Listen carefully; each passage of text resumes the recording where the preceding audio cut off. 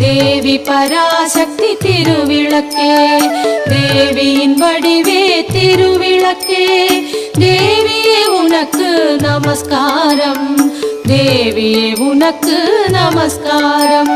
திருவிளக்கே திரு